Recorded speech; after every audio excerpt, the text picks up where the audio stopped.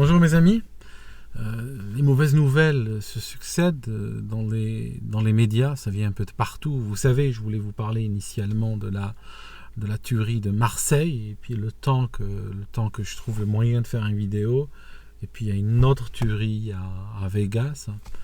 Et avant de venir enregistrer, j'ai quand même décidé de regarder encore une dernière fois le journal au cas où. On est toujours en retard d'une tuerie avec ça. Ça sert à rien de vouloir trop s'accrocher à ce genre de nouvelles. Près de Londres, dans un train, aujourd'hui, il y a un gars qui a ouvert une Bible, qui a commencé à gueuler des versets de la Bible, traiter les gens de Sodome et Gomorrhe et dire que l'homosexualité est un péché et qu'ils vont tous aller en enfer. Et qu'est-ce qu'ils ont fait les passagers? Ils ont tiré la sonnette d'alarme, ils ont arrêté le train en race campagne, ils ont ouvert les portes et ils ont commencé à courir dans les buissons. Alors quand j'ai vu ça, je me suis dit, mais qu'est-ce qui se passe aujourd'hui? Tu vois, qu'est-ce qui se passe?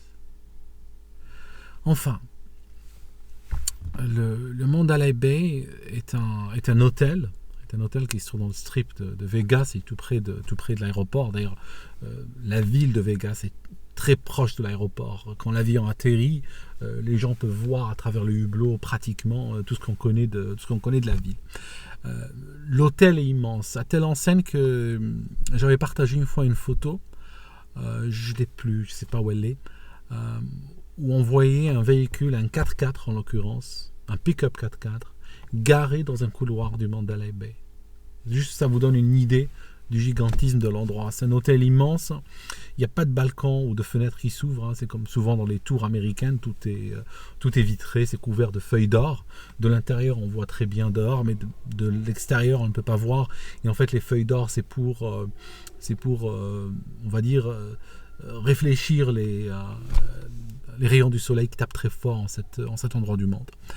Et donc, quelqu'un est arrivé en tant que guest, n'est-ce pas, au 32e étage, et il a cassé des vitres, probablement en tirant dessus, parce qu'elles sont extrêmement épaisses. C'est pas le genre de truc que tu peux casser avec un coup de pied. Ou bien il a ramené une masse, ou je pense que son acte était quand même prémédité. Et puis, voilà, il y a souvent des concerts et tout au pied de ces tours. Et ce qu'il a fait, il a pris une arme automatique, il a commencé à canarder au jugé, et puis voilà, quoi. Il a quand même tué presque une centaine de personnes à l'heure où je mets sous presse. C'est une véritable abomination. Et c'est vrai que ça fait réfléchir à notre époque. Je me demande si nous ne sommes pas en train de plonger dans une époque maudite avec le matérialisme et le nihilisme, parce que j'ai beau regarder dans les histoires passées, il y a peut-être des gens qui regardent là, il y a même certainement des gens qui regardent, qui sont férus d'histoire. Ils peuvent me corriger si je me trompe. Mais dans le passé, les gens, ils se faisaient tuer toujours pour une raison, même parfois des raisons extrêmement crapuleuses, même parfois ne serait-ce que pour prendre les biens ou les possessions d'autrui. Mais il n'y a pas un historique dans le passé de gens qui utilisent des armes individuelles, qui prendraient un couteau ou une épée ou n'importe quoi, dans les siècles passés, qui rentrent dans un endroit, commencent à tuer des gens au hasard, une fois que c'est fini, ils se tuent. Je n'ai jamais trouvé cela dans l'histoire ou dans la littérature ou autre. Ça semble être une signature de notre époque. Aux États-Unis en particulier, si vous voulez, c'est un pays où les armes sont quand même relativement, ça dépend des États bien sûr, mais les armes circulent très facilement. Dans le Nevada en particulier, c'est quelque chose de très commun.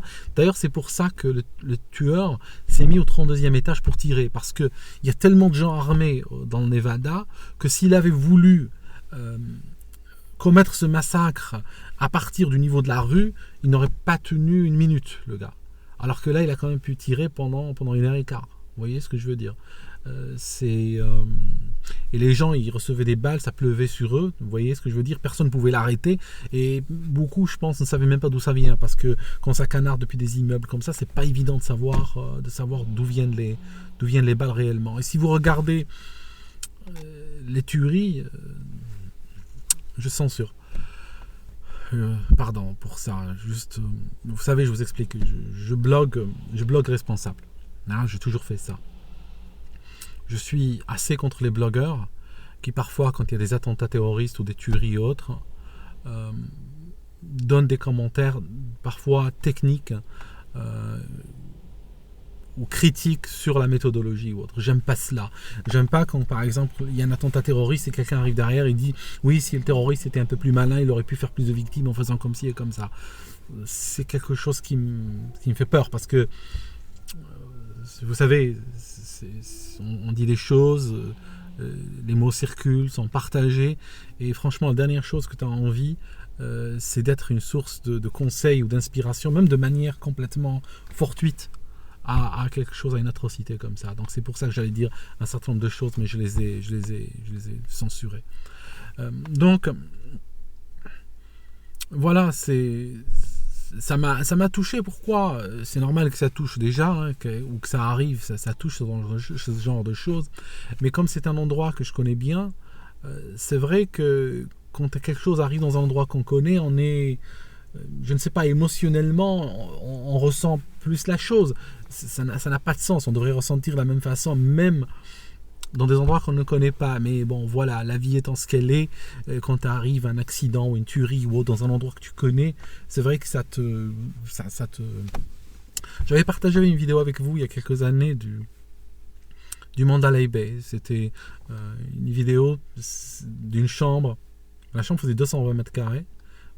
La chambre plus grande que beaucoup de maisons ici. Hein, la majorité des maisons ici d'ailleurs. Il y a beaucoup de... C'est gigantesque. Et vous pouvez voir un peu comment c'est quoi la vision approximative qu'avait cet assassin. Ce que je voulais vous dire aussi, c'est que il y a quelqu'un, un gauchiste ce matin, il m'a dit bien fait pour eux. J'étais assez horrifié. J'ai dit pourquoi? Il m'a dit oui, parce qu'ils ont des règles de vente d'armes qui sont complètement stupides. J'ai dit mais pourquoi tu dis bien fait pour eux? Je comprends pas, parce qu'il y a des gens, ils sont contents qu'arrive, par exemple lui il est contre le port d'armes pour les citoyens, il est que pour que l'État ait le monopole des armes. Bon, c'est une vision, mais il est content qu'il y ait une tuerie qui peut lui permettre de justifier son point, que la prochaine fois qu'il discute dans un resto avec des copains, qu'il pourra se référer. Ça lui rajoute un argument. Je veux dire, faut-il être désespéré, hein, pour espérer que des tueries viennent donner raison quand même. Je lui ai donné des exemples. J'ai dit en France, ils ont eu plusieurs attentats à la Kalachnikov, dans un pays où il est quasiment impossible de détenir une arme. En Tunisie, ils ont eu des massacres sur une plage, personne n'a pas acheté d'armes. En Égypte, ils ont eu la même chose. Je veux dire... Et puis on fait quoi des camions, hein? Qu'est-ce qu'on dit, hein? La libéralisation à outrance des camions, hein? Qu'on laisse n'importe qui conduire un camion. Seulement les fonctionnaires de l'État devraient avoir le droit de conduire des camions. Tu comprends? C'est complètement... c'est vrai que si je veux dire un truc critique par rapport au port d'armes aux États-Unis, c'est que les Américains ont inscrit le port d'armes dans leur constitution à une époque où c'était des gens, où la majorité des Américains étaient quand même des gens de valeur. Ils étaient organisés en petites communautés, c'était des gens assez religieux, parfois extrêmement rigides même, mais avec une morale de vie qui était fondamentalement bonne. Et ils s'organisaient en communauté, et puis ils devaient travailler 7 jours sur 7, ils devaient vivre assez durement, se défendre eux-mêmes et tout ça. Et donc, à cette époque, où les hommes étaient des gens responsables, on pouvait leur donner des armes, et peut-être même en devait, parce que parfois ils étaient la première ligne de défense de leur communauté contre les attaques de voyous ou autres. Et ce qui se passe, c'est qu'aujourd'hui on arrive à une époque nihiliste. Les gens prennent du crack, les gens font des TS, les gens regardent 8 heures par jour la télé, les gens n'ont plus beaucoup de gens, je dis pas les gens en général bien sûr, mais beaucoup de gens n'ont plus, les gens sont bien aussi, vous savez, moi je suis qu'un blogueur, je sais que si un jour j'ai un problème et je lance un appel pour obtenir un rein, je suis sûr qu'il y en a 12 qui m'offriront. Vous voyez ce que je veux dire? Je suis juste un blogueur. Les gens sont bons fondamentalement. Mais ce que je cherche à dire, c'est que on a aussi beaucoup de gens qui tout en étant bons, hein, vous savez, le gars, le gars qui a une conduite déraisonnable dans sa vie par rapport à lui-même, hein, le gars qui se détruit aux drogues, qui se détruit avec des mauvaises habitudes et tout ça, c'est pas un type fondamentalement mauvais, je cherche pas à dire cela, mais je dis c'est un type fondamentalement irresponsable aussi. Et ça, c'est vrai que le fait de permettre des armes dans ces circonstances-là, bon voilà quoi, c'est... Donc finalement, je ne vais pas parler de Saint-Charles dans tout ça. Hein. Je ne vais pas parler de la tuerie de Marseille. Je pense qu'elle mérite une vidéo toute seule. Il faudrait que j'en parle parce que j'avais des choses à dire par rapport à tout ça. J'avais des choses à dire. Mais je peux vous dire que cette ville, je suis arrivé une fois à Vegas, c'était peu de temps après un attentat. Je crois que c'était un attentat à New York. Ouais, c'est un attentat au marathon de New York. Et... c'était la veille ou 2-3 jours avant, je sais plus. Et en fait, marathon de Boston, je crois, pas New York. Et en fait, c'est juste à côté. Mais ce qui se passe, c'est que il y avait quelqu'un de la police des frontières qui marchait comme ça dans le public. Nous étions fatigués après 11 heures de vol, tu sais. Et puis il disait arrêtez de penser à Boston, arrêtez de penser à l'attentat, vous êtes à Vegas, vous êtes là pour vous amuser, ne faites pas cette tête, ne faites pas une tête d'enterrement, vous êtes à Vegas, tout le monde sourit et tout. Et puis il cherchait à remonter le moral des gens. Et le gars, si vous le voyez un jour, il est souvent à l'aéroport, il parle couramment français aussi. C'est un Américain de Vegas, il parle couramment en français et des fois il fait son speech comme ça en français. Et je vous garantis, si vous allez dans une semaine à Vegas, vous allez probablement le retrouver, il vous dira arrêtez de penser à la tuerie du Mandalay Bay, c'est bon, c'est du passé pour nous.